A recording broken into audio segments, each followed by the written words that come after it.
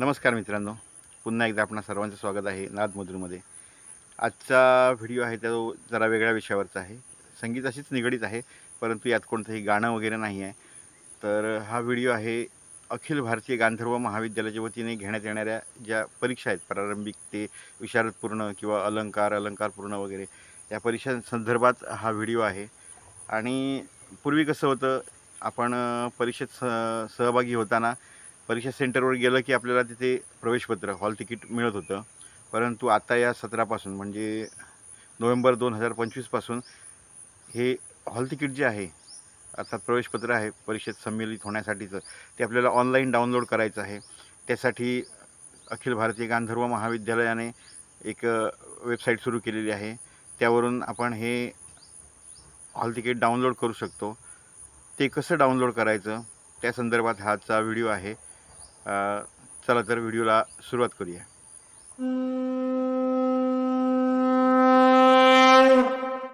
तर याच्यासाठी आपल्याला सर्वात आधी आपला ब्राउझर ओपन करावा लागेल। इथे मी गुगल क्रोममध्ये जाऊन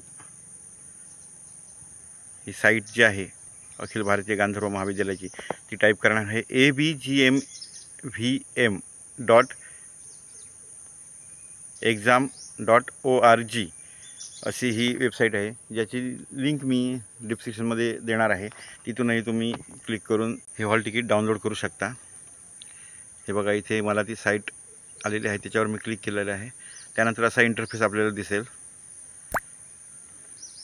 इथून आपल्याला स्टुडंट लॉग इन यावर क्लिक करायचं आहे आणि इथे आपला PRN नंबर टाकून लॉग इन करायचं आहे। आता PRN नंबर आपल्याला कुठे भेटेल, तर जेव्हा आपण परीक्षेसाठी फॉर्म सबमिट केला आहे त्या फॉर्मवर आपल्याला हा नंबर दिसेल।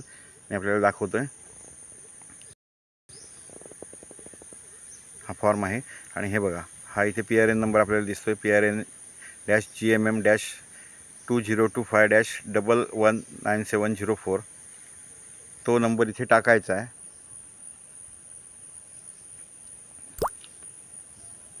जर यापूर्वी आपण परीक्षा दिली असेल तर त्या परीक्षेचं जे सर्टिफिकेट असेल त्यावरही आपल्याला हा PRN नंबर मिळून जाईल।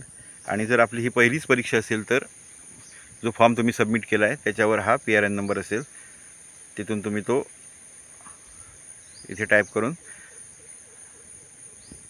लॉग इन करायचा आहे।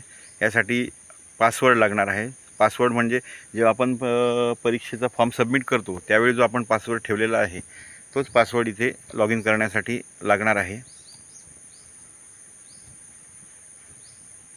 मी इथे सेफ्टी म्हणून तो पासवर्ड लपवलेला आहे। पासवर्ड टाकल्यानंतर इथे लॉग इन बटनावर क्लिक करून लॉग इन करायचं आहे। मग हे पुढचं पेज आपल्यासमोर ओपन होईल।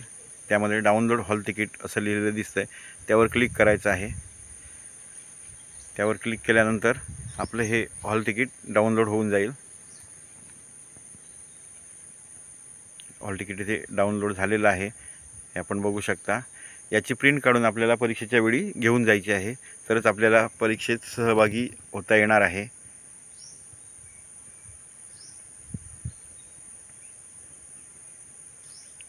तर आजचा व्हिडिओ हा कसा वाटला हे कमेंट करून नक्की कळवा। भेटूया पुढच्या व्हिडिओमध्ये, तोपर्यंत नमस्कार।